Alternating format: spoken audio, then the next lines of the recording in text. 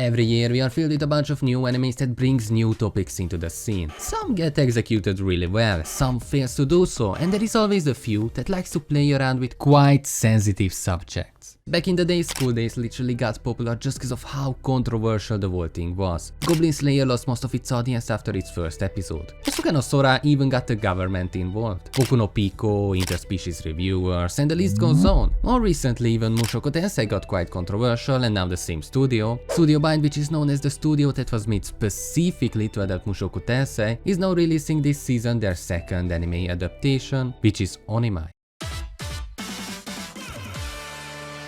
But why is Onimai so controversial? Well, even before the first episode, people were quite weirded out just because of its synopsis and trailer, but let's just see how the first episode starts. Our main character wakes up feeling quite weak, noticing that his hands look smaller, then finally realizing in his reflection that he turned into a girl. Well, what happened is that his genius little sister drugged him and turned him into a girl because as a good-for-nothing shut-in, the least he can do is help her out with her experiment, hoping that she can change his life and turn him into a normal person as a girl. Now this is what the whole anime is about, experiencing a new life as a girl. I mean, it's quite obvious why it's controversial. There are three main things. One is that he transitions into a girl, which a lot of people still not okay with for some reason, but I guess it's more about that it wasn't his decision. The second one, which I guess is a lot weirder, is that he was almost an adult and now he's in a body of a middle schooler. And the third is that it's filled with fan service, which is just not okay for me when it comes to characters like her. In the first episode, the anime continues with her experiencing normal things like going to the bathroom, wearing a dress, or just being confused about what she likes. But after this, the story quickly turns around. I can't believe I say this, but it turns from something weird to something quite wholesome. Well, you know, our main character, Oyama Mahiro, is a shut-in. He finished school and ever since that, he does literally nothing. He doesn't go to college, he doesn't work, he just stays at home and plays video games. His little sister, Mihari, always looked up to him and was really sad about the fact that what he turned into, that he's just throwing his life away, about the fact that they don't spend time together anymore. She came up with this idea that if he turns into a girl, he might find a new purpose in his life, that he might find a reason to live. I really like that scene at the end of episode 1 where she drags Mahiro out of the house for the first time in 2 years to go for a run. This is where we get a little more insight on why she's like this. Mihari, despite being younger, was always better than him, more athletic, better results, and people judged him relentlessly because of that, which made him never wanting to escape from her shadow and just accepted the fact that he's good for nothing. Despite that, he's strangely okay with being a girl now, with having a new chance at life, experiencing a new life. And the anime spends the rest of its episodes going through small things like her talking with people other than Mihari, spending time with Kaede, who teaches her things like how to cook. There is also a scene where Mihari got sick and Mahiro tries her best to take care of the house alone. Despite having no idea how to, she does the laundry, cleans up, and even cooks for her. Trying small things like going outside alone, shopping clothes, or just buying groceries. She even makes friends with people her age and spends time with them, slowly starting to act like a normal person again. It's really sweet, and these kind of parts are really enjoyable and can be sometimes quite relatable.